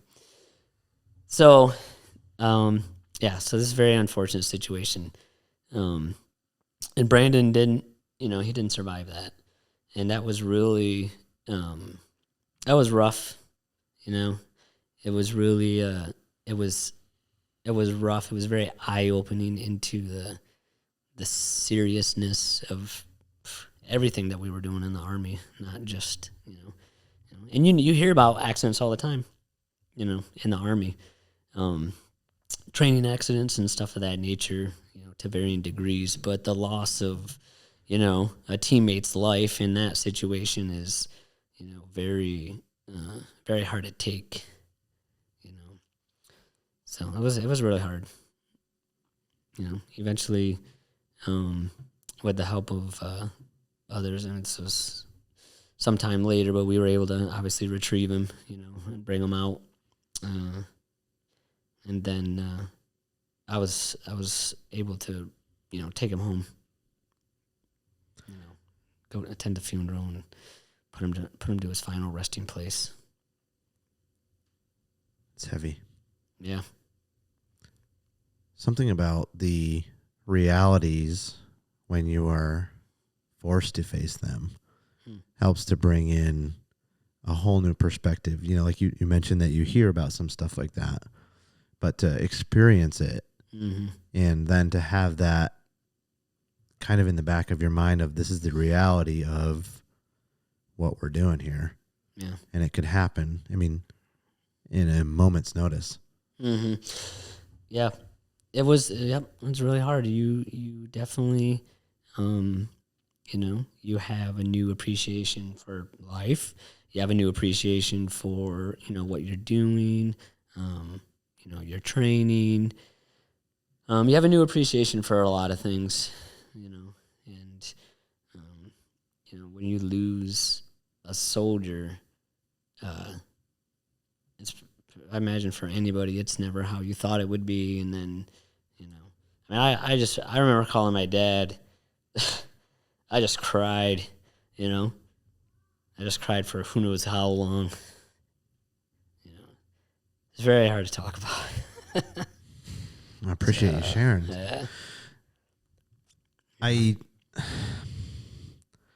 There's something to that fight or flight response that a lot of people in your situation there probably wouldn't have just jumped in. There's a lot of calculations and risks and unknowns. Was there, it sounds to me like there was no calculation of, I'm going to get him. I'm going to try to save him and put your own life at risk. Do you attribute that to training? Do you attribute that to just your character? Or is this something that you've run over in your mind before in a leadership role and said, if this situation arises, I'm going to answer that call? Yeah. Maybe the latter there. Some of that's always in your mind, I think, when you're serving in a profession like the Army, like the police force, like you're going to run into circumstances where you're going to have to act, and I think it's helpful when you already have the mindset that when those situations come up, like I'm going to act, like you've already made your mind up. But I think that nothing in training can prepare you for the realism of an event like that. And I mean, it's even hard to talk about myself this way, but maybe it was my character. Like I knew, that I was going in that water. That's what I was meant to do. Like I needed to try, everything within my power, to make that event survivable. So when you're posed with something like this, the word is courage. And courage is something that most people don't understand to depths that we're talking about. It's courage to say, I will approach this situation like my life is forfeit if I can help save somebody else. That's like peak courage. And I have the letter in front of me, actually, for your recommendation after this event for basically an award of courage and valor. And a lot of the stuff that's in here is what we've already been talking about. Knowing the possibilities, knowing the outcomes, knowing what's in your head, knowing that probably the chances of when you were hearing him, can I get to him in time? Right. Like that's not a high probability. And I think that one of the things it says here is the story alone exemplifies Aaron Moore's personal courage. In accord with the fundamental Army value, this NCO faced adversity, fear, and danger and did what he needed to do. When his comrades were in danger, Aaron Moore went in to save them. He thought of them, not himself. That's a great role model for all of us. Yeah, that's hard to take in because I wouldn't look at myself like that. That letter was written by Colonel Bolger. And, I think that, what he wrote in that recommendation, I take it to heart. But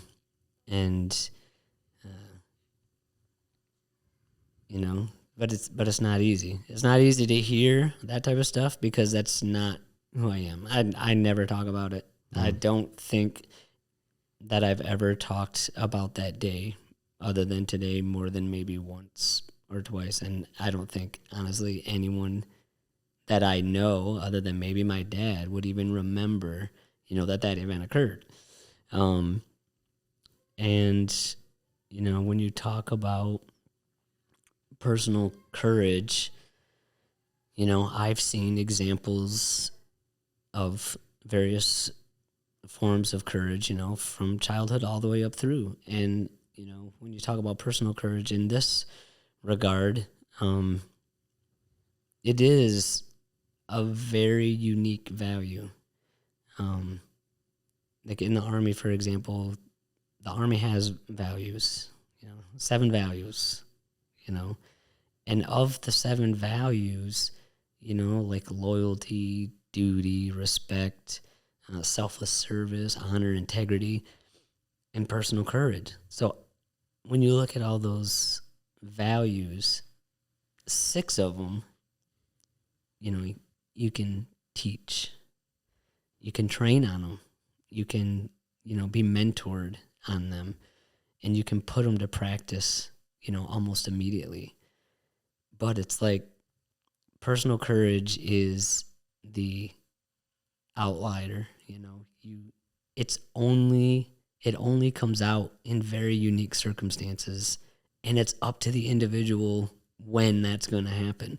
Sometimes it's a significant emotional event like this one. Sometimes personal courage, happens, in daily life as well, but maybe just on a smaller scale. So yeah, it's hard to determine, when and where, but like I said, it's very unique because it's up to the individual, really. It's a very humble take.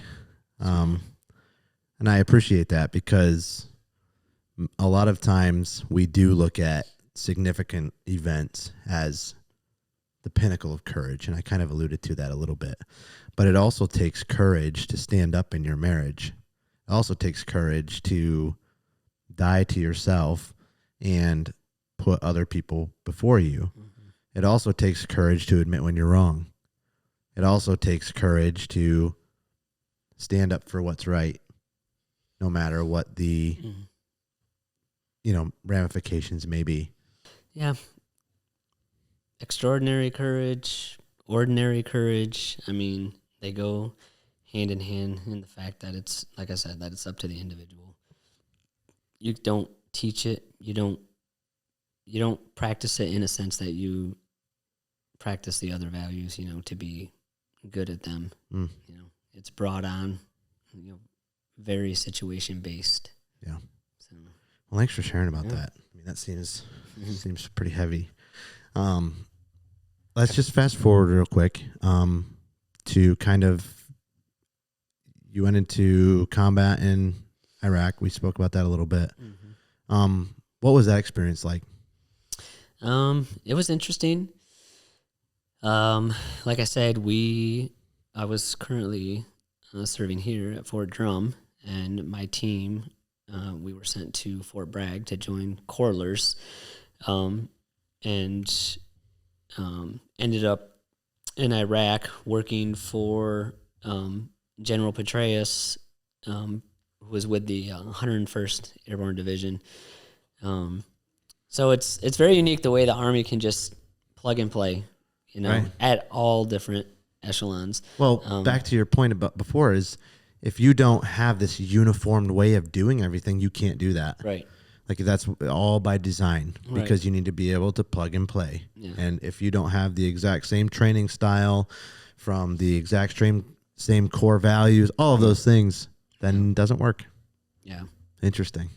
But it was easy to fall in on just because of that, the way that it was set up like that. But I mean, the deployment was very interesting. We started off in Kuwait like pretty much every other organization over there. And when we crossed the border, it was very slow at the beginning. A lot of, some surveillance missions, but mainly to help protect key assets and stuff like that. But we worked our way through the desert, kind of to the west, worked our way up to Baghdad, and then we ended up kind of settling down in Mosul, up in the north. And that's pretty much where we, started running operations from. But it was very different from the type of operations that we thought we were going to be doing, because it went very quick. The initial invasion was very fast paced. And once we got situated up in Mosul, we were expecting, our type of missions to come our way, but instead we had missions thrown at us like, hey, we want you to use your teams to go out into the city and establish pay sites so that we can pay the garbage men and pay the teachers and pay the doctors, factory workers, get all those essential services back up and running, because once we crossed the border, pretty much everyone just kind of quit and, stayed home, I guess. And the idea was that we needed to immediately try to get them re-engaged, like I said, to provide those essential public services and stuff like that. So we did some of that up there in Mosul. There was also a huge demand for propane, because that's how they cook and stuff of that nature. So we would set up security and assist running these propane distribution centers, just to ensure like fairness in pay and the amount being distributed and stuff like that. What else did we do? We did that. We did a lot of convoy security. Gasoline. There was a huge shortage of gasoline when the war kicked off, so it was very important to protect those convoys for the military and to get fuel to gas stations for the public writ large. They obviously needed gasoline for their vehicles, continue operating and stuff of that nature, so we did a bunch of that. And a few months into it, we received a kind of a longer term mission, which was to train the Northern Iraqi border police. Okay. So they wanted us to move up into these specific destinations and receive these soldiers, old Peshmerga soldiers, and wherever they found these guys that wanted to serve, they would send them to us, and then we would set up a training regime to basically form them into border police, mainly so that they could protect themselves. Iran over here, Turkey was up here, and in between was a vast mountainous region and a fairly extremely large rebel force that was operating in that area that was doing a lot of cross-border type stuff. So we were in charge of receiving these guys and training them. And I had never done anything like this before. We really were, building this in flight. General Petraeus visited us, asked us what we thought we needed, to kind of get this up and running. And I said, well, sir, I feel like we're going to need, probably about $500,000 because we're starting with nothing.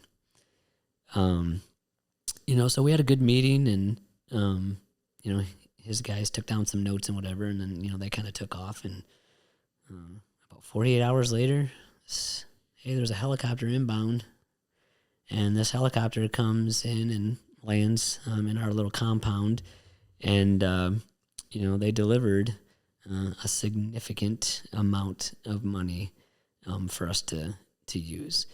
And we were buying boots, uniforms, weapons, toothbrushes, food. We were hiring people to come in and cook food.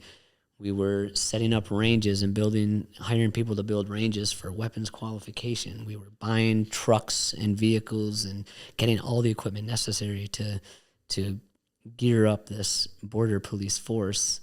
And we were doing this in periods of 19 to 29 days.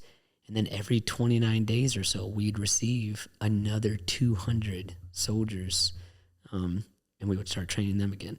So all the while that's going on, we would travel around the border of Turkey and Iran and up in those areas, and we would find locations where we could purchase buildings and facilities to house them afterwards. Wow. Because we couldn't keep them where we were. It wasn't large enough for everyone. And this went on for months.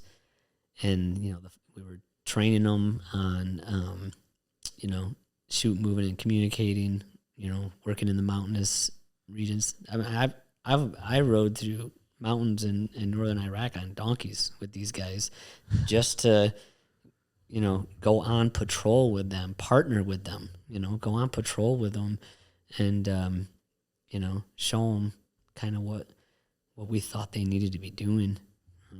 It's a very interesting, very rewarding work. I mean, I honestly don't think anything can compare to that environment and what we were able to accomplish there with my team or whatever. It was really interesting. And did you do that then for like the remainder of the tour? Almost the remainder. Okay. Almost the remainder of the tour. We were training and setting these guys off. There was a couple of other smaller missions here and there. Some other unit maybe was doing a bigger operation and needed some sort of surveillance or overwatch or something, and some teams would get pulled every now and then to go participate. But for the most part, once we were unleashed up in the north to train these guys, that's pretty much what we did for a majority of the remainder of the time over there. Okay. And then when you came back, then what year are we talking? This is 2003, 2004. Okay. Yeah. And then were you deployed anywhere after that? After that deployment, I spent some time.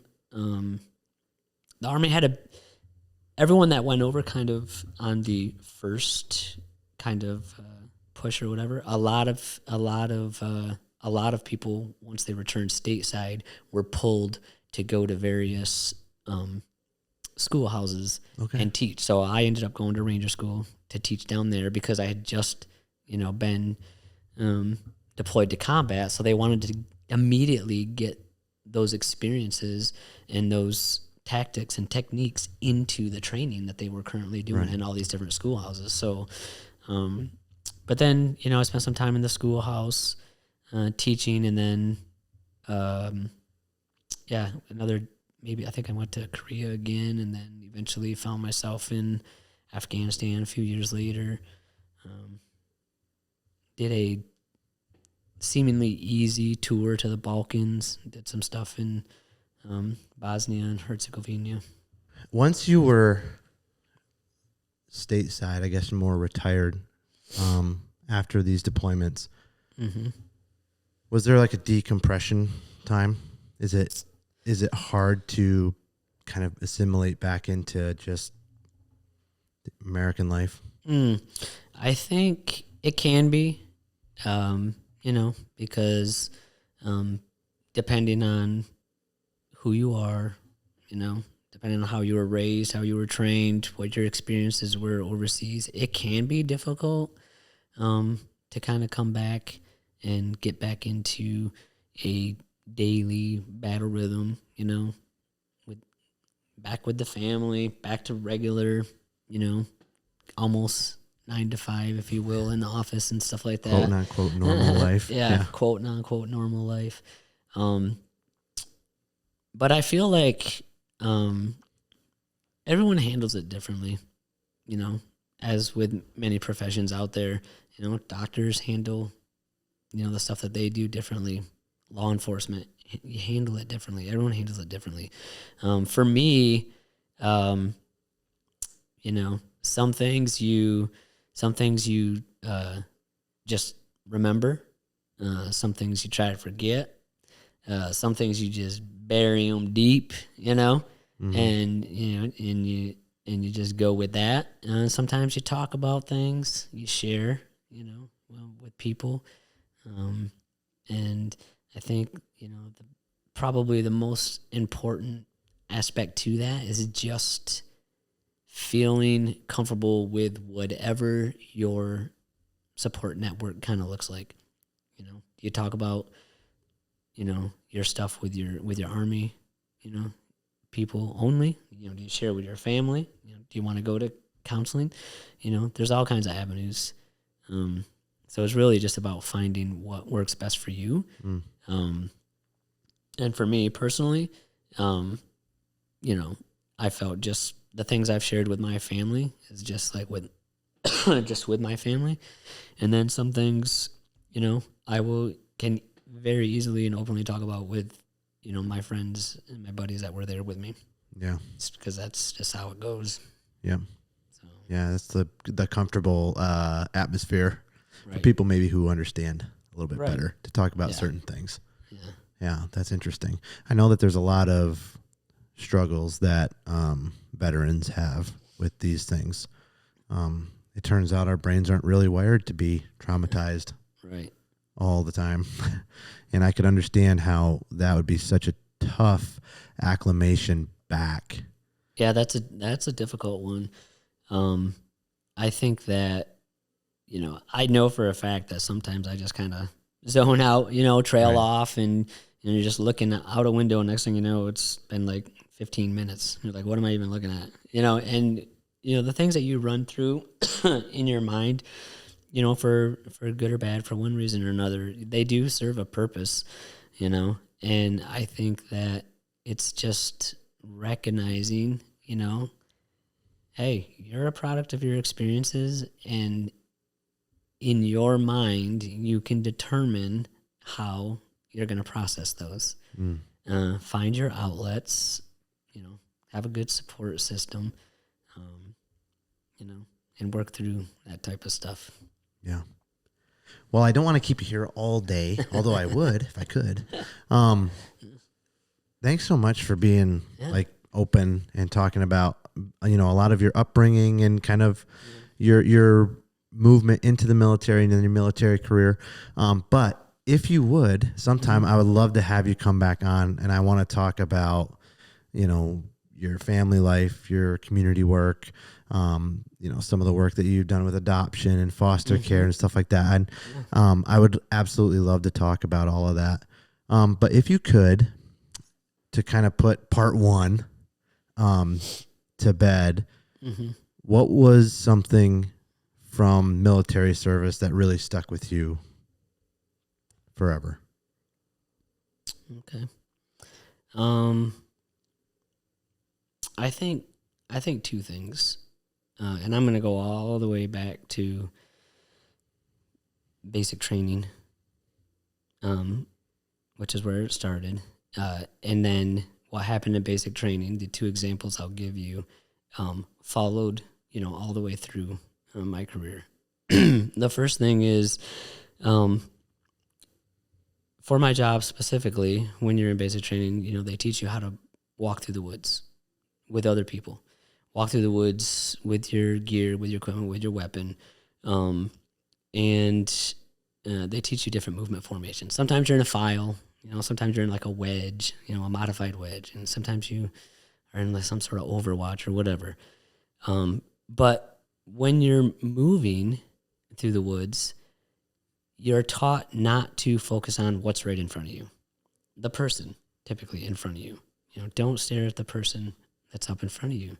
They teach you to look out into the dead zones where it's unknown, And the one phrase, that is very, very, very common and was used and has stuck with me all this time is keep your head on a swivel, right? Always be looking out to the flanks to see what's coming at you, the good and the bad, so that you can be prepared as best as possible to handle numerous circumstances within any given situation. And I think that simple little lesson, all the way back to even basic training, has stuck with me. And it definitely has stuck with me into my civilian life. Like, yeah, your family, your friends, your coworkers, your community, they're all right in front of you. But don't do yourself a disservice, you know. Keep your head on a swivel and constantly be looking out and about for other things that are coming your way, the good and the bad, you know, so that you can be prepared. I mean, that's probably like lesson number one that I would refer to. The second one is more something else that we were trained on, which is, you know, like when you're moving, when you stop moving. If you're only going to stop for a few seconds, you just kind of pull security, and then the guy in front of you starts moving, so you keep moving as well. But if you're going to stop for maybe a minute or so, then you take a knee, lower your silhouette, keep pulling security. If you're going to stop for 10 plus minutes, even longer, then you lay down in the prone, really get low to the ground. Probably even need to get behind a tree or something that can provide you with a little bit of cover. If you're going to be there for hours, maybe even spend the entire day or the night there, you want to scratch that position out, dig down, get your whole body down at least underground level, maybe even build up the berm in front of you and on the sides, you know, give yourself some protection.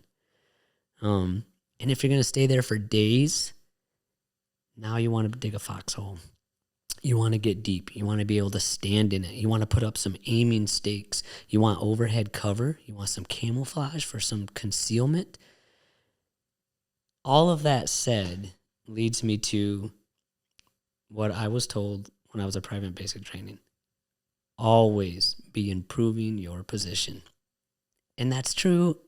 It has followed me into civilian life as well. It doesn't matter where you are physically, mentally, emotionally, spiritually. There is an area of your life that can use improvement, and you should look for those areas and constantly be improving your position.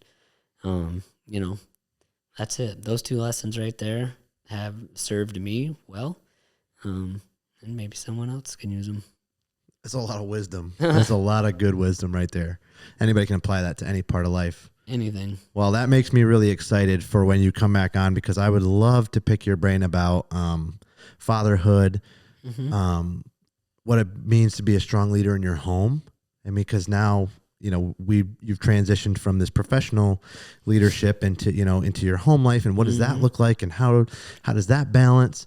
And then also, you know, just the constant improvements that we have to take, and being vigilant on those things. I would love to talk about all of that stuff, personal development and character. And then also specifically to the way that your family has served in foster care and adoption and stuff like that. It's really close to my heart too. So absolutely looking forward to that conversation if you'd come back on. Oh yeah, of course. Okay. Awesome. I'll be back. Cool. All right. Well, I appreciate it. And, I'm only going to keep you, 5 hours or so, like what we thought. But No thanks worries. so much. Yeah. I really appreciate it. And this was a ton of fun. All right. And thank you. I look forward to the next one. Me too. All right. That's it, everybody. We'll see you on the next one.